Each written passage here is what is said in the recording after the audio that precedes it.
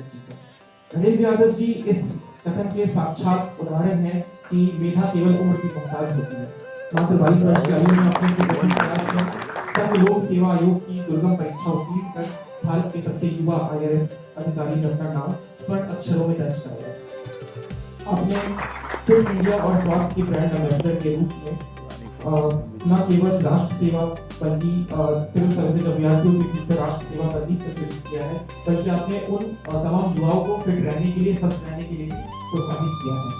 आपने 22 वर्ष की उम्र में जो इतिहास रचा आज राष्ट्र के स्वास्थ्य और राजस्व दोनों की अच्छा है, तो हम सब आपको सुनने के लिए काफी उत्साहित है। जोरदार तालियों के साथ धन्यवाद। मंच पे आसीन सारे विशिष्ट और विद्वान जन और मेरे समक्ष उपस्थित मेरे छोटे भाई बहन, आप सभी को मेरा सादर नमस्कार।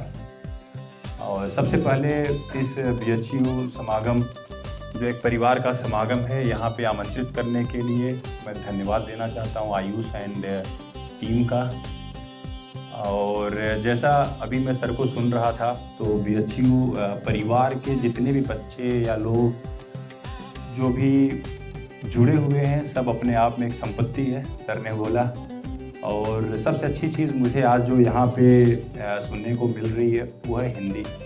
बहुत दिन से सर इस हिंदी को मैं मिस कर रहा था और इतनी साहित्यिक और अच्छी हिंदी, मतलब सच में मतलब कोई भी जो कहते हैं भाव विभोर वाली बात है वो हो जाए। क्योंकि इलाहाबाद यूनिवर्सिटी और जब वहाँ से निकल के UPSC उसके बाद तो हिंदी केवल राजभाषा ही बन गई, बहुत ज़्यादा जो है काम धाम उसमें होता नहीं है।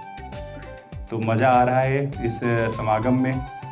और रही बात इन्होंने बोला उद्बोधन के लिए, कुछ कहने के लिए, तो जो मुझे लगता है कि एक जो परिवार होता है वास्तव में अगर हम लोग कोलैबोरेटिव मतलब साथ में मिल के रहें तो अपने आप में एक बहुत बड़ी शक्ति बन सकते हैं।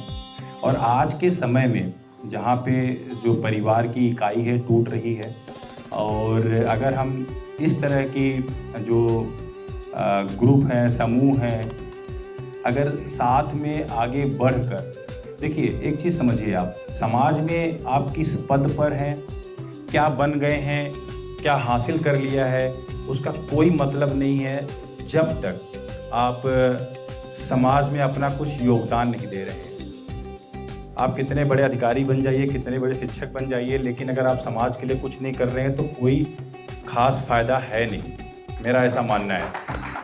तो जो ये कार्यक्रम है, जो ये आप लोगों ने परिवार बनाया है, इसका बहुत बड़ा रोल हो जाता है अपनी समाज के प्रति, समाज के लिए। मेरा ऐसा मानना है कि जो बच्चे हैं, ख़ास तौर से जो अभी यूनिवर्सिटी में हैं, जो पढ़ रहे हैं, यही हमारे देश का भविष्य बनेंगे। और ये भविष्य जो मैं देख रहा हूँ, जो मेरा अनुभव है, ये थोड़ा सा अभी जो जनरेशन है वो कहीं न कहीं पे दिग्भ्रमित है थोड़ी सी।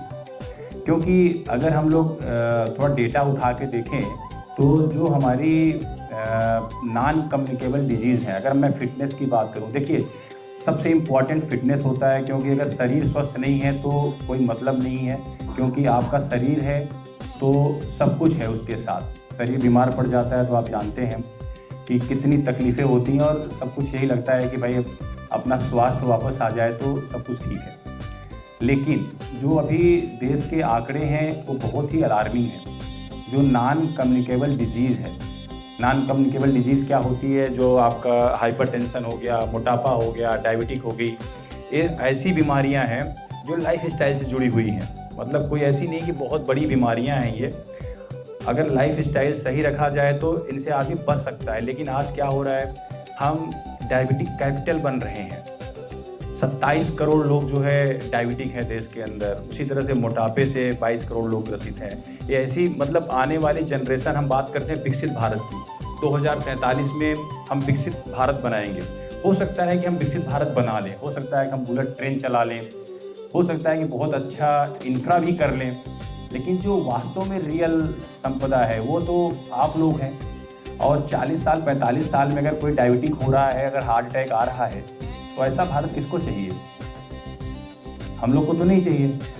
तो कहने का तात्पर्य ये है कि आप सब लोग, पहली बात तो as a fit India ambassador मैं ये चाहता हूँ कि आप सब लोग प्लेज लें कि अपने स्वास्थ्य का आप ध्यान रखेंगे, अपने परिवार में जो भी आपके साथ हैं आप उनका ध्यान रखेंगे।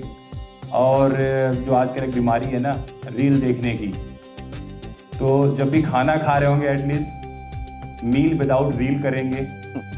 और जो भी आप लोग स्क्रीन पे बहुत ज़्यादा जो टाइम बिताते हैं ना, स्क्रीन से निकल के स्ट्रीट पे आएंगे, तो कहीं ना कहीं जो है ना अपने अंदर आपके सुधार होगा। और आप ये क्या होता है ना, कंटीजियस होता है, मतलब अगर आप अच्छा कुछ कर रहे होंगे तो ये चीज़ें जो है ऑटोमेटिक फैलने लग जाती हैं।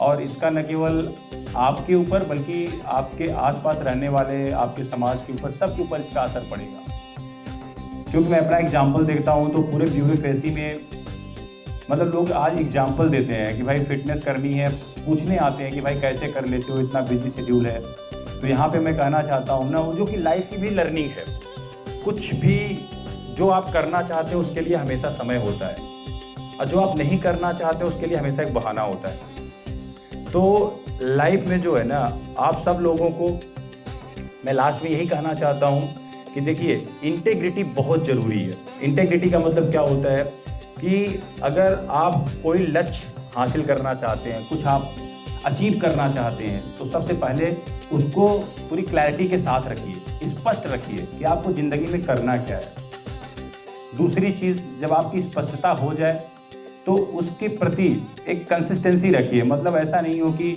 आज कुछ सोच रहे हैं, आज एक लक्ष्य बना लिया, कल दूसरा बना लिया, परसों तीसरा बना लिया। बिल्कुल भी ऐसा नहीं करना है।